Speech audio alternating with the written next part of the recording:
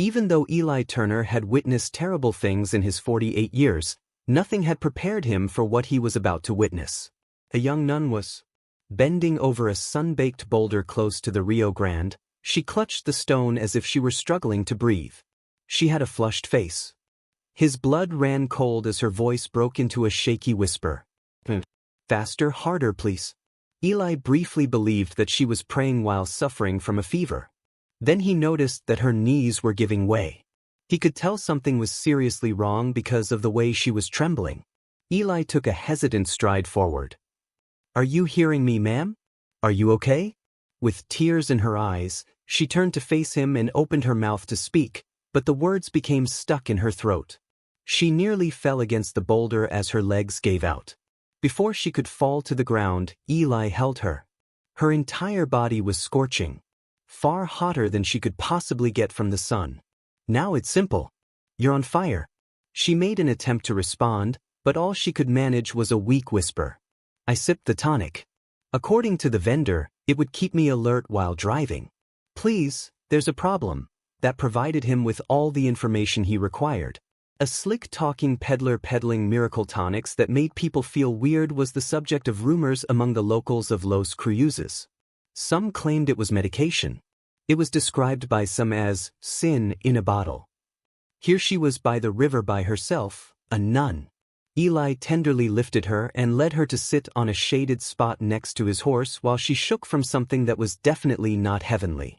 As if she were drowning, she gripped his arm. Her pulse was pounding beneath her skin, and he could feel it. There was something in her blood that was acting more quickly than any disease he had ever seen. "My name is Eli Turner," he murmured, "that I promise not to harm you. Simply take a breath. Do you hear me?" She gave a feeble nod. "My name is Maria Elena, the sister. I was traveling to the mission. I believe the tonic had some effect on me." However, he became aware of something worse as he gazed at the shaking girl in his arms. People wouldn't trust anything she said if he took her back into town in this state, and they definitely wouldn't believe him. Thus, the true question was straightforward. Would protecting her make him the only person who could save her? Or the man who, according to the town as a whole, wrecked a nun? Sister Maria Elena made an effort to control her breathing, but each time she inhaled, her entire body trembled as if she had suddenly entered a fever dream. Eli Turner could now clearly see it. The tonic she consumed wasn't just to pick me up. Her skin was burning like she had been standing too close to hell's doorstep, her heart was pounding wildly, and her thoughts were running all over the place. Eli put a handkerchief to her neck after wetting it in the water. She let out a cry as if the chilly water had jolted her back into reality. "Easy, just breathe," he urged. "You're secure. I assure you of that." However, the word safe wasn't exactly appropriate. Not in the New Mexico sun here. Not with a nun trembling next to him in a manner that is unacceptable for a nun. Her fingers dug into the ground as she attempted to sit up straighter. As she said, "I feel like my heart is beating without me." "It is the tonic," Eli responded. "People say it causes people to behave strangely, sometimes even worse." The girl seemed to be fighting something as she closed her eyes. "Eli, I have no idea what cowboy love stories are doing to me. I'm having trouble thinking clearly. Everything seems too close, too powerful." He took a deep breath. As an adult, he had witnessed more conflict than harmony. However, nothing humbled him more than witnessing dread in a person who was typically devout. And when she was hit by another wave of heat, it got worse. As though she needed him to stay upright, she leaned forward and grabbed his shirt. Her breath trembled in his chest. Her voice broke. "I'm making an effort to quit it. I'm trying, I swear." Eli kept her shoulders steady. "You're trying, I realize that. You are not at fault for this. You were duped by that merchant. Simply put, you are caught in the midst of it." She was unable to look at him for a brief while as her fingers clenched on his sleeve like a child clinging to something during a storm. She said, "Back at the mission, they told us to keep our bodies quiet and our minds pure. However, I experienced emotions that I shouldn't have felt out there by that rock. What if that's how God perceived me? What would happen if he looked away?" On the final syllable, her voice broke. Confusion and shame blended together until she was unable to determine which was more painful.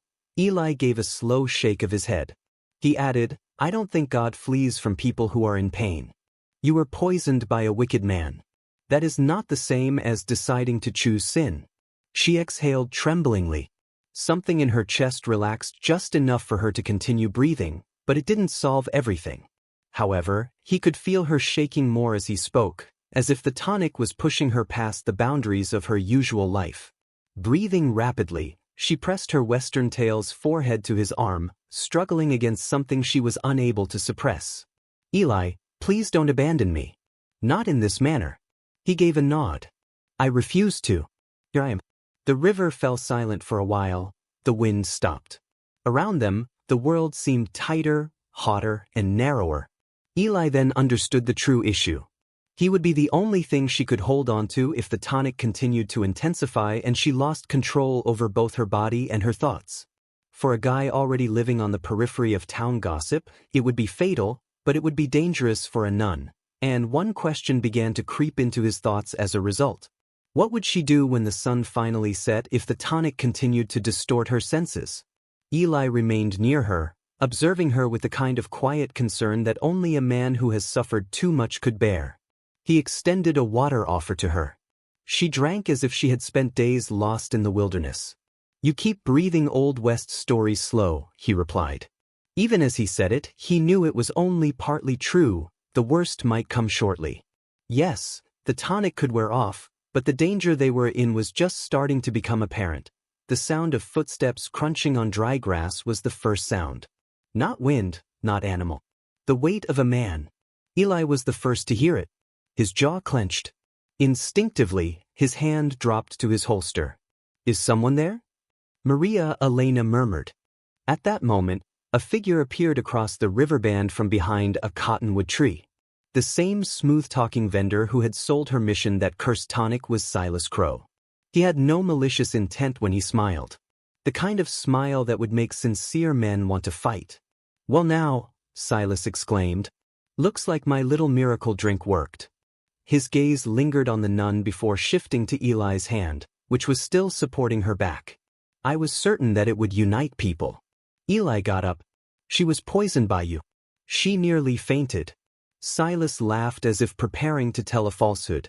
"Friend, the word poison is heavy. I market opportunities.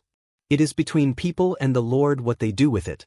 With a mixture of terror and embarrassment in her eyes, Maria Elena shrank behind Eli. The air became more tense as Eli moved ahead.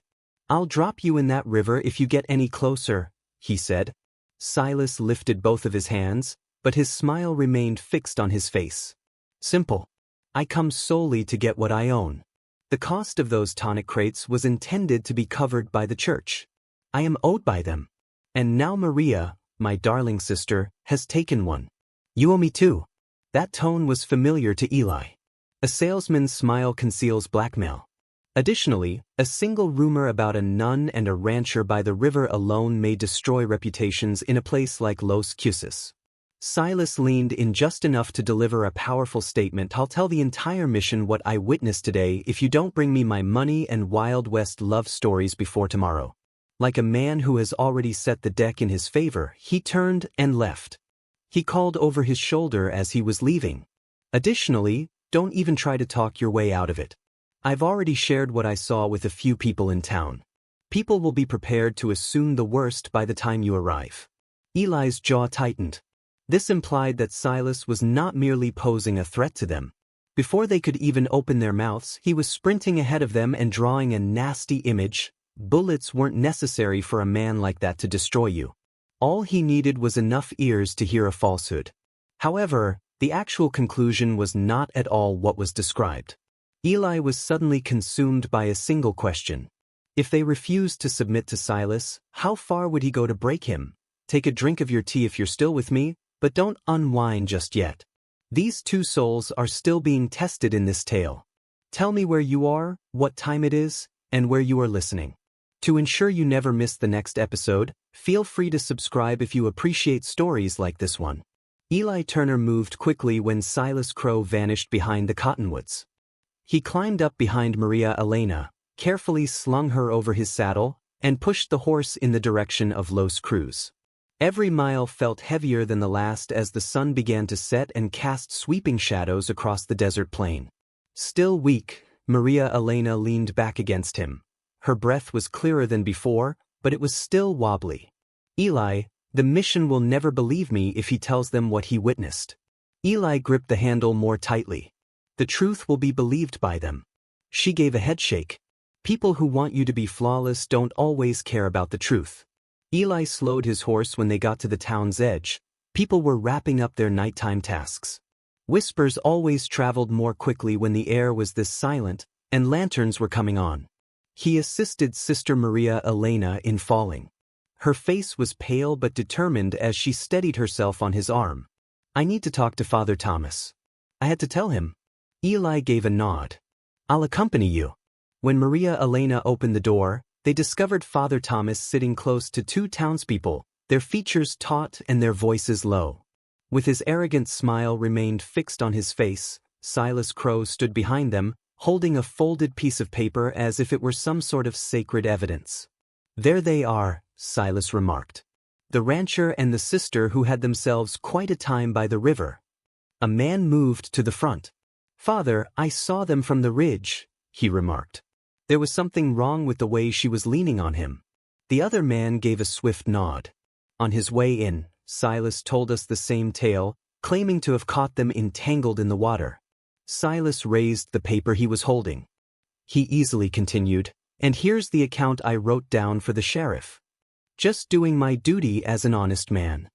The space became rigid. Father Thomas scowled. Sister Maria, explain yourself. With trembling hands and a calm voice, she took a step forward. That tonic he sold us wasn't holy medicine, Father. My head was muddled by it. It forced my body into an uncontrollable state. I was assisted by Eli Turner. He didn't hurt me. I was saved by him. Silas chuckled. Saved you?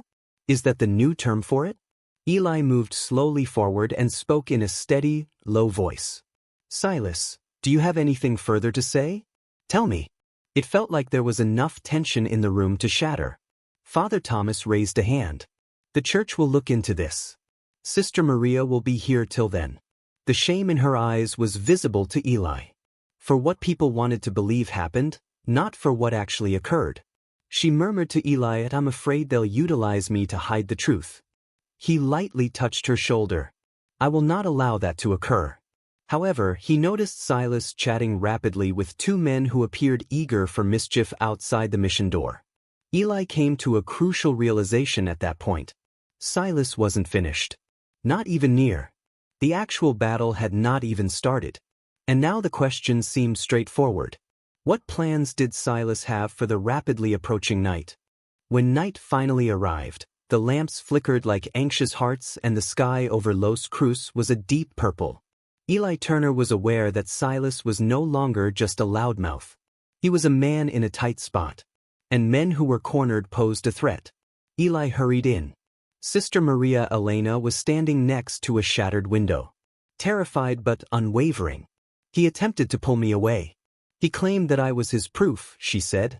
Eli moved in close, speaking calmly. You are not going anywhere with him. Not this evening, never again. Shortly after, Father Thomas and two townspeople who had heard the disturbance came in. Outside, Silas was screaming that Eli and the sister had betrayed him and that the church owed him money. However, something had changed. People were actually paying attention to him for the first time. And with uncertainty rather than dread. Before anyone could respond, a ranch hand emerged from the perimeter of the Eli saw the man and knew who he was. He sold me that same tonic, the tonic, ranch, and remarked. Assured me that it would give me the strength to work 2 days in a row. Rather, it dropped me, trembling like a leaf, into my bunk. Because of it, I almost lost my job. Next, an elderly woman raised her voice while wringing a faded handkerchief. She remarked, My grandson drank that bottle he sold me. His fever got so bad that I considered burying him. After stealing my money, Silas vanished. Maria Elena was the first to approach the door. Not Eli. Not Thomas the father. Her. She faced the assembled crowd as she went outside into the cool night. Silas supplied the mission with poison. I became feeble as a result. My head was muddled by it. And he threatened us with it. She spoke up. I didn't break any vows. The only thing I broke was my fear of a man who takes advantage of suffering. Silas attempted to speak, but the audience had already shifted. Someone took hold of his arm. By the time the sheriff came, Silas was shouting into the wind, claiming innocence to a disinterested throng, after someone else had stolen his luggage. In the days that followed, Maria Elena assisted Father Thomas in having conversations with the sheriff, the ranch hand, the elderly woman, and 2 more people who each came forward with their opinions and the bottles they still possessed. At last, the law had enough to prosecute Silas for his actions. Maria Elena stood in the peaceful mission courtyard and gazed up at the sky after the dust had cleared. I still feel ashamed sometimes, she said, Eli. Not because of what you accomplished, but more because of how that tonic made me feel. I can't stop wondering if God heard me while I whispered on that rock. Eli observed her for a considerable amount of time. Maybe he heard the part of you that wanted to live, remarked the man. Perhaps he was listening to that section the entire time. She said, I can't stay here. Not within the mission. Unlike previously. I wish to assist anyone who were harmed in the same manner as me. People who believe they are permanently damaged because they trusted the wrong man. A month later, a wagon with supplies for a small clinic close to the border rolled out of Los Cruz heading south. With a notebook in her lap and a satchel of used prayer books at her feet, Maria Elena sat on the bench next to the driver. For the first day, Eli rode alongside, his horse keeping up with the wheels of the wagon. They came to a stop close to the river bend where they had first met at dusk. Now the air was gentler. Just water and wind, no tonic, no fever. You sure you don't want someone out there with you?